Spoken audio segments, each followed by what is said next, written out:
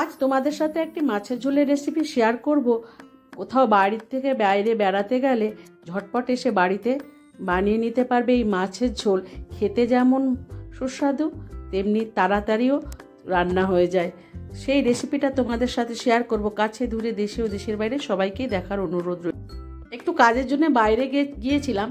বাড়িতে এসে ফ্রিজে 5 পিস মাছ ছিল, তাড়াতাড়ি বের করে দিয়ে নুন হলুদ মাখিয়ে নিলাম, দিয়ে ফ্রেশ হয়ে রান্নাটা শুরু করে নিলাম। কড়াইতে তেল বসিয়ে পরিমাণ মতো মাছগুলোকে লাল করে ভেজে তুলে নেব। তার ফাঁকে একটু মশলা বেটে নেব, জিরে, ধনে, শুকনো লঙ্কা, সামান্য হলুদ ও আদা দিয়ে মশলাটাকে বেটে নেব। মাছগুলো ভাজা হয়ে গেছে, ওগুলো আমি তুলে নেব।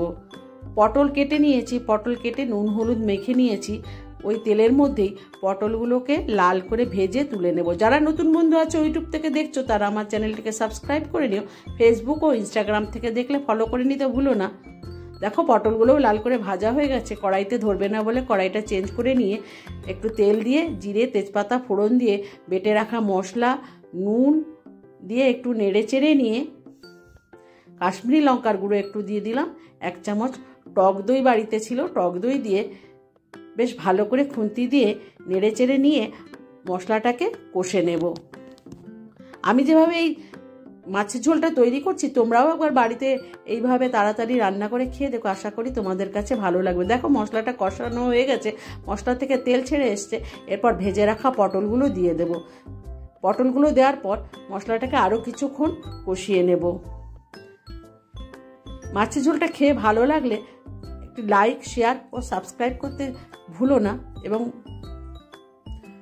পটলটা কষানো হয়ে গেছে, এরপর পরিমাণ মতো জল দিয়ে দেব।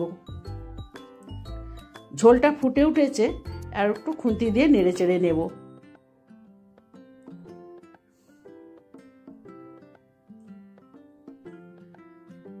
ঝোল ফুটে যাওয়ার পর ভেজে রাখা মাছগুলো দিয়ে খুন্তি দিয়ে নেড়ে চেড়ে নেব। ঝটপট এই মাছের ঝোল খেতে এত ভালো হয়েছিল সেদিন, একবার খেলে বারবার খেতে ইচ্ছে করবে এই মাছের ঝোল। ওপর থেকে একটু গরম মশলা ছড়িয়ে খুন্তি দিয়ে নেড়ে চেড়ে নিয়ে সামান্য একটু সময় ফুটিয়ে নিয়ে নামিয়ে গরম গরম পরিবেশন করে দেব। আমি সুপ্রিয়া, আমার এই ছোট্ট চ্যানেলে তোমাদের সবাইকে স্বাগত জানাই। আশা করি সবাই সুস্থ আছো, ভালো আছো। এরপর আমি গরম গরম পরিবেশন করে দেব। আজ আসি, দেখা হবে অন্য কোনো রেসিপি নিয়ে। ধন্যবাদ।